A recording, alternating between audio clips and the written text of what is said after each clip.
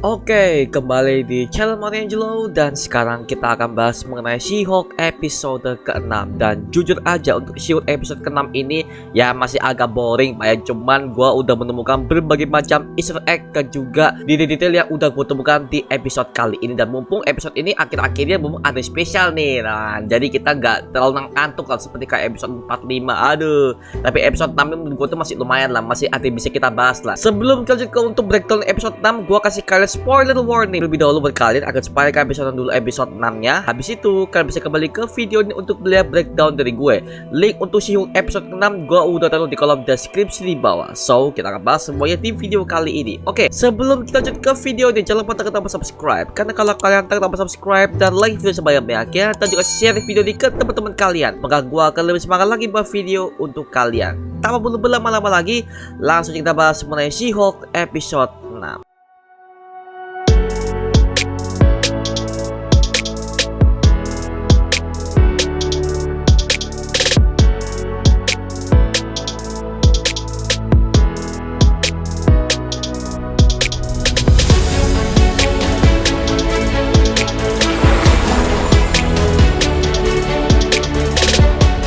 Ya jujur aja pada episode ke-6 ini kita mengiranya bahwa Daredevil itu akan tampil di episode ini. Karena episode 5 itu udah ada kostumnya dia, tapi ternyata tidak apa ya. Ya mungkin episode 6 ini kostumnya Daredevil itu masih melakukan pengiriman baik ke si Matt Murdock-nya mungkin ya. Jadi di episode 6 ini kita tunjukkan cerita yang ya gitu-gitu lagi, filler lagi berupa slice of life Jennifer Walters ya. Jadi kita akan bahas semuanya di video kali ini. Oke lanjut ya. Hari pertama dibuka Jennifer Walters yang suatu hari dia diundang ke pesta pernikahan Lulu teman SMA-nya, dan dia diundang menjadi pendamping pengantinnya Pak. Dan sementara itu Jennifer ini memakai kostum yang telah dibuatkan oleh Alonso di episode kelima, yang dia itu memang meminta dua kostum. Yang pertama kostum superhero dan kedua kostum pesta. Nah kostum pesta ini akan dipakai untuk pesta pernikahan si Lulu ini Pak. Nah sementara itu Jennifer yang awalnya dia itu nggak pede dengan penampilan dirinya secara fisik itu, akhirnya dia menggantikan dirinya sebagai She-Hulk dan dia mencolok di pesta itu Pak. Dan semua orang yang ada di sana mereka tuh memuji keseksian Hulk yang makin tinggi dan juga makin cantik. Karena kita udah tahu ya bahwa fisik Jennifer Walters kan menurut gua gak menarik Pak ya. Tapi setelah dia tuh jadi She-Hulk ya penampilannya sangat menarik. Bahkan orang-orang yang melihatnya itu suka banget sama dia Pak, seperti itu. Nah akhirnya Lulu yang melihat temannya si Jennifer yang udah menjadi She-Hulk, akhirnya dia tuh protes, "Loh kok lu jadi She-Hulk sih? Gua nggak mau, nanti semua orang tuh bakal ngeliatin ke lu, gak lihat ke gua, padahal ini adalah acara gua." Maka tadi itu si Jennifer ini membatalkan perubahannya dan dia akhirnya merubah dirinya kembali menjadi Jennifer Walters. Akhirnya logo MCU pun muncul dan ada tulisan Just Jen Attorney at Law. Hanya Jen ya.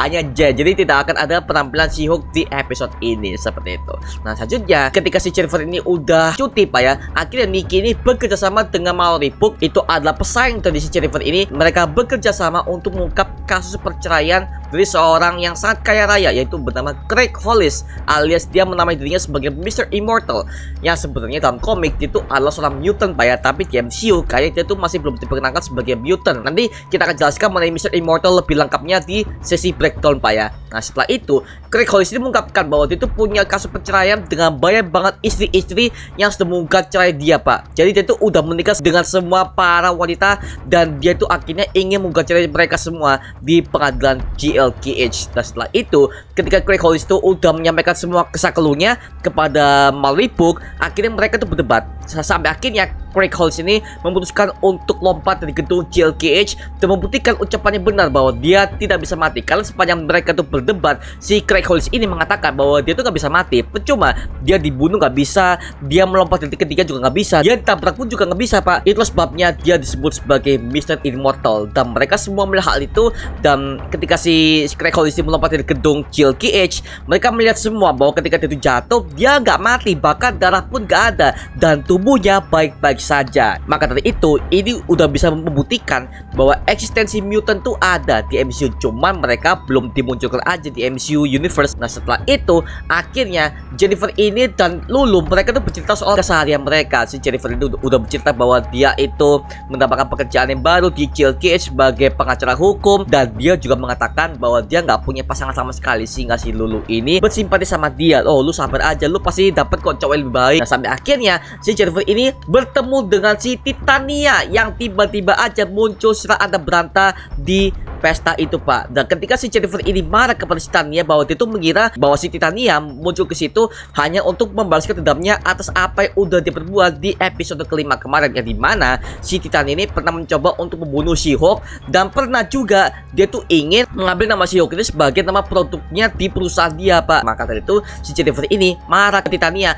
kalau lu cari masalah sama gua ya kita jangan di sini, ini pesta pernikahan teman gua. Tapi si Titania ini udah ngomong, oh gak kok, gua gak ada urusan sama lu, gua tuh diundang kok sama si pengantin prianya. Jadi intinya si pengantin pria si Lulu ini dia tuh mengundang si Titania, ya mungkin mereka tuh rekan kerja mungkin, atau si Titania ini memang pamornya udah besar di New York. Alhasil si pengantin pria ini yang ngundang si Titania. Nah seperti itu mungkin ya, kita nggak tahu nih hubungan apa si Titania dengan si pengantin pria ini, Pak. Itu kita nggak tahu sama sekali ya. Dan setelah itu di JLKH akhirnya kasus Craig Hollis ini ternyata memiliki banyak identitas dengan nama yang berbeda-beda, dan juga kasus dari semua wanita ini yang berbeda pula. Dan alhasil ini yang membuat si Mallory Book dan juga si Nikki ini semakin pusing untuk menghadapi kasus Craig Hollis. Tapi mumpung karena si Mallory Book ini udah memikirkan berbagai macam cara, akhirnya Craig Hollis ini langsung melipat gandakan biayanya, dan akhirnya Mallory Book dan Nikki mereka punya cara jitu agar mereka bisa damai. Dan setelah itu Craig Hollis ini langsung mengajukan permintaan maafnya kepada semua korban-korbannya, dan dia berjanji akan memberikan semua biaya yang mereka butuhkan untuk kebutuhan hidup mereka. Dan alhasil mereka semua menyetujuinya, dan kasus pun selesai tanpa diselesaikan di pengadilan. Karena kalau biasanya dengan kasus pendidikan biasanya diselesaikan di pengadilan dulu ya, tapi dengan strategi mereka berdua, alhasil Craig Hollis ini mampu menyelesaikannya di luar pengadilan. Nah setelah itu, akhirnya kita bisa melihat sepanjang pesta pernikahan selama 2 hari ini, kita bisa melihat Jennifer Walters ini, dia tuh benar-benar depresi karena dia tuh udah melihat temannya aja udah menikah. Masa dia belum sih? Apakah dia harus jadi She-Hulk dulu nih baru dia tuh bisa punya pasangan? Karena semenjak episode 4 kemarin aja, She-Hulk ketika dia tuh mencari semua pasangan dia di Tinder, tidak ada yang mau sama dia, Pak. Dan dia ini sangat kusir banget untuk mencari jodoh.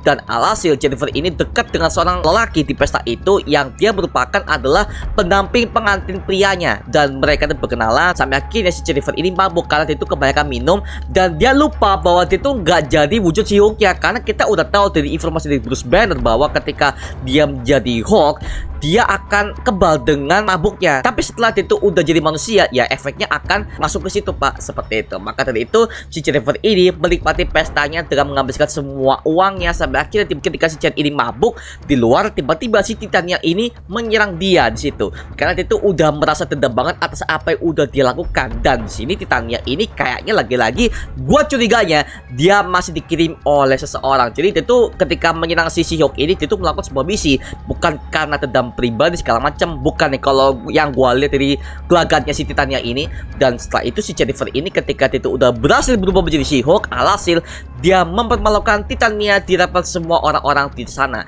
Dan ketika dia menghantam Titania, kita bisa melihat dengan detail Titania ini ompong, Pak. Giginya itu ternyata dia memakai gigi palsu, dan semua orang yang ada di sana mereka itu terkejut dan mereka langsung merekamnya di sosial media mereka. Dan akhirnya kita udah mengetahui kejelekan si Titania seperti apa secara fisik, karena ini memang udah terjadi di komiknya. Yang dimana di komiknya sebenarnya si Manny McFarlane alias Titania ini merupakan seorang yang benar-benar dikucilkan oleh warga setempat. Bahkan dia nggak punya teman sama sekali, sehingga dia tuh kesulitan dalam segi pertemanan dia, dalam segi lingkungan dia juga, mentalnya hancur. Sampai akhirnya di komik dia itu ditawarkan oleh Dr. Doom untuk diberikan sebuah kekuatan super, dan si Dr. Doom berjanji akan berubah hidupnya menjadi lebih baik lagi. Alhasil si Dr. Doom alias Victor Von Doom ini melakukan sebuah percobaan ilmiah dan memasukkan semua kekuatan super yang ada di tubuh Titania, dan alhasil tubuhnya menjadi tinggi dan juga dia menjadi cantik, Pak. Nah, berbeda halnya di MCU yang dimana si Titania ini selain dia menjadi kuat dan cantik serta tinggi, dia juga dipasangkan gigi palsu. Jadi kita udah mengetahui asal-usul dibalik kecantikan si Titania ini, dimana asalnya dia memang adalah seorang gadis yang ompong seperti itu, Pak ya. Makanya di sini orang-orang itu kaget dengan perubahan Titania, dan Titania ketika itu udah malu, alhasil dia kabur dari pesta pernikahan itu, dan semua orang yang ada di sana langsung bertepuk tangan atas kemenangan She-Hulk di pesta pernikahan itu, dan pesta pun semakin lebih meriah lagi. Nah sementara itu si Mallory Book dan Nikki mereka tuh melihat sebuah situs web yang bernama Intelligentsia, yang merupakan website yang berisi forum semua haters She-Hulk, dan mereka berencana bagaimana untuk membunuh She-Hulk dengan berbagai macam diskusi, Pak, di situ. Nah sebenarnya buat yang belum tahu, nama Intelligentsia ini bukan sembarangan nama loh. Karena di komik sebenarnya nama Intelligentsia ini adalah sebuah grup para film Marvel yang diketuai langsung oleh The Leader. Nanti kita akan jelaskan di sesi setelah breakdown Pak ya. Nah setelah itu kita bisa melihat ternyata misi Titania ini berhasil karena adalah She-Hulk ini udah berhasil diambil oleh Titania dan darinya itu langsung dikirim oleh seorang yang bernama Hawking. Nah gua makin curiga di siapa nama Hawking sebenarnya di sini karena di komik sebenarnya di Marvel Comic itu tidak dimunculkan sama sekali nama Hawking itu siapa segala macam nggak ada Pak. Nah sampai akhirnya kita bisa melihat mereka ini ada di sebuah lab dan kita udah melihat bahwa si Jennifer Walters ini dia itu dimata-matai oleh seseorang dan semua aktivitasnya itu udah dimonitoring oleh seseorang yang bernama Hawking. Pertanyaannya, siapakah Hawking ini? Menurut gua ini adalah episode yang menurut gua masih lumayan lah ya. Lumayan banget untuk kita bisa nikmati dan juga kita bisa membuat teorinya. Tapi menurut gua episode 6 ini kayaknya akan mulai fokus di sini dan episode 7, 8, 9 ke depannya sebagai penutup She-Hulk series ini akan membongkar semuanya. Siapakah bos di balik Wrecking Crew? Siapakah orang yang menyuruh Titania di episode pertama ketika dia itu menyerang si She-Hulk pertama kalinya sebelum dia bergabung ke GLKH? Siapa sebenarnya? Nah, inilah teori-teori dan juga breakdown gua di episode ke-6 ini. Kalau kalian masih ingat dengan adegan ketika episode ke-6 ini memperkenalkan karakter Mr. Immortal yang sebenarnya di komik itu merupakan seorang yang abadi atau tidak bisa mati yang pertama kali muncul di komik West Coast Avengers volume 2 isu nomor 46 yang dirilis pada tahun 1999. Identitasnya adalah Craig Hollis yang dalam kisahnya dia memang sudah meninggal asalnya. Nah sebelum kematiannya, rekan setim Craig Hollis itu bernama Dinosaur adalah satu-satunya orang yang bisa menenangkan dirinya ketika dia ingin bangkit kembali.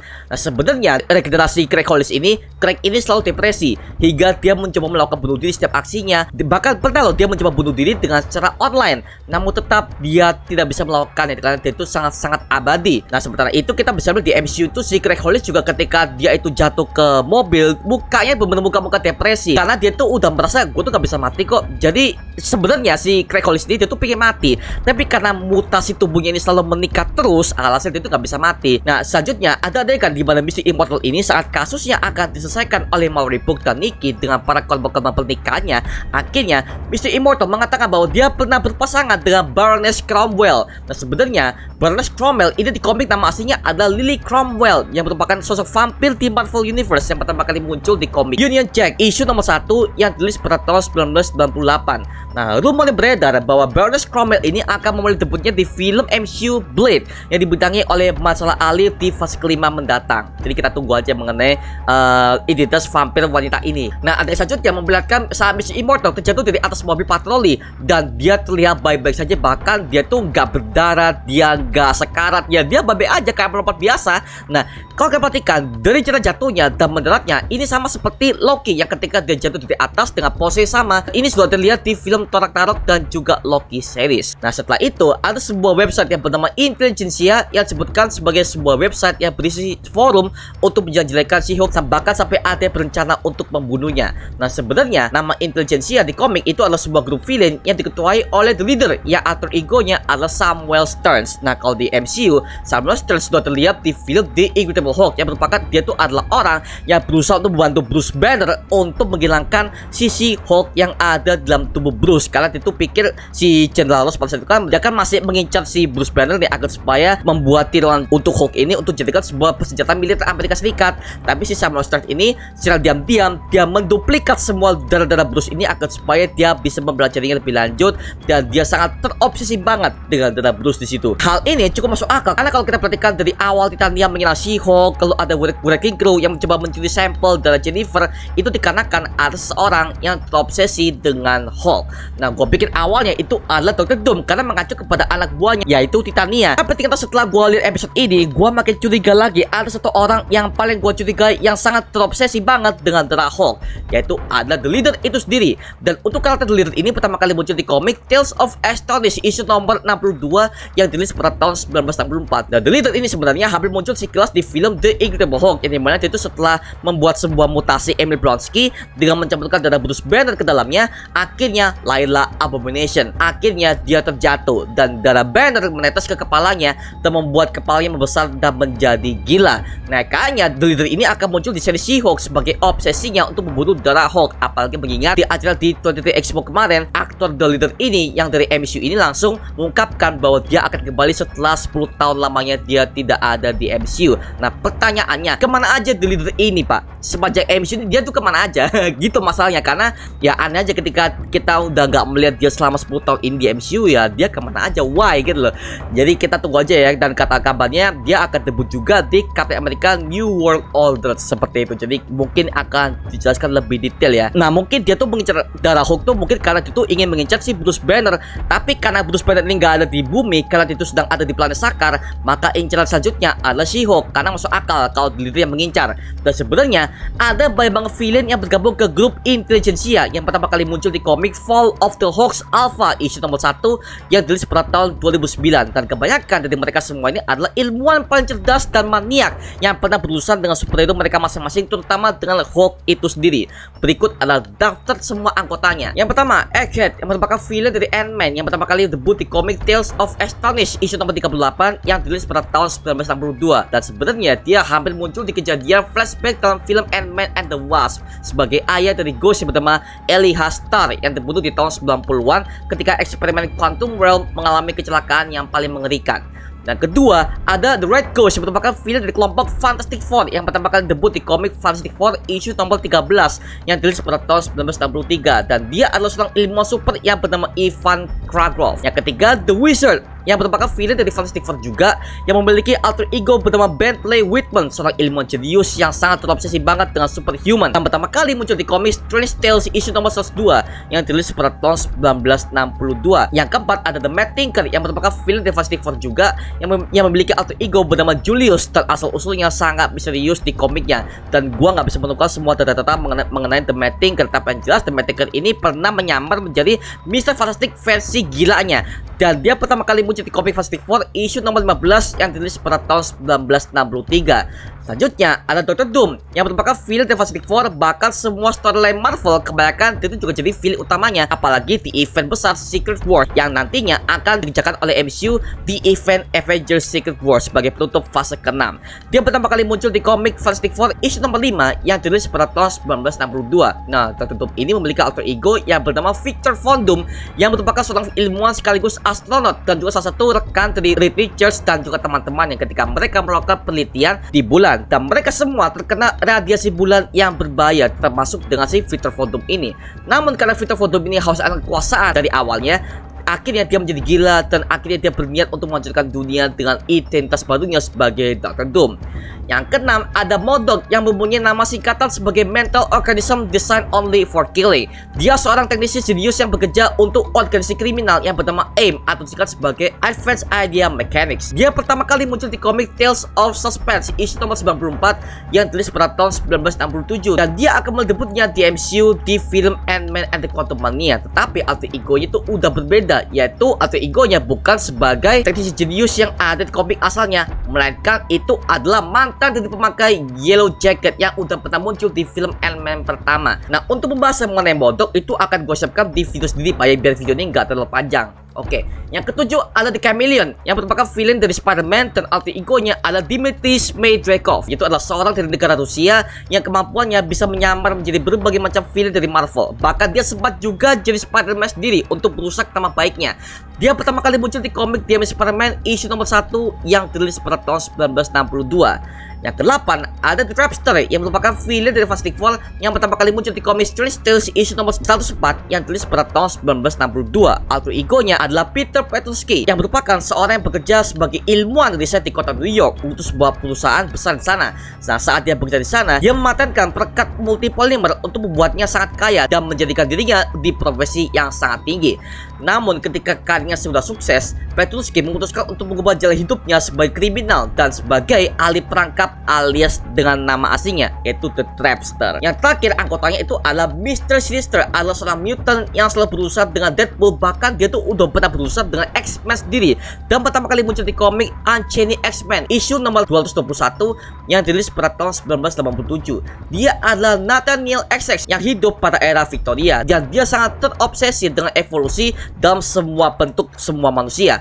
Ia mengizinkan seorang dewa perang yang kekal yang dikenal sebagai Apocalypse untuk memperbesar tubuh tubuhnya dan menghilangkan rasa kemanusiaannya. Dia terkenal sebagai Mr. Sinister, yaitu adalah sang penguasa manipulasi dan ahli dalam bidang genetika yang bekerja untuk menciptakan mutant terkuat di dunia yang pernah ada. Dan sebagai seorang ahli biologi dan genetika yang cerdas, Mr. Sinister juga memiliki umur yang abadi yang dapat memberikan sebuah perspektif unik dalam evolusi manusia. Nah, Sinister ini juga dapat memanipulasi struktur molekulnya. Ini bisa mengubahnya dalam penampilan, bentuk, dan apa saja. Ia juga memiliki kekuatan manusia super dan regenerasi yang sangat cepat. Tentunya kalau kita udah melihat si track record dari si Mr. Sinister ini, kemungkinan itu akan muncul debutnya di film Deadpool ketiga, atau mungkin itu akan muncul di film X-Men karakter MCU yang akan segera muncul di Mutant Saga nanti setelah Multiverse Saga ini selesai. Seperti itu. Oke, itu coba mengenai video kali ini mengenai breakdown She-Hulk episode ke-6. Ini udah memberikan lampu hijau banget bahwa si The Leader akan muncul di She-Hulk kali ini. Kalau kalian punya teori liar lagi yang gak gue sebutkan di video ini, tulis aja di kolom komentar di bawah dan kita bisa diskusi bareng seperti biasanya. Oke, itu aja mengenai video kali ini. Jangan lupa like, comment, dan subscribe untuk mendukung gua buat video mendidik dan mengibarkan semua, karena gua janji sebisa mungkin gua akan buat video seperti lagi untuk kalian. Dan jangan lupa untuk follow TikTok kita di @marioangelos. Dan kalau kalian ingin gabung bersama kita di grup komunitas, langsung aja gabung di grup WA kita namanya Mario Booster Official. Linknya udah gua sediakan di kolom deskripsi di bawah.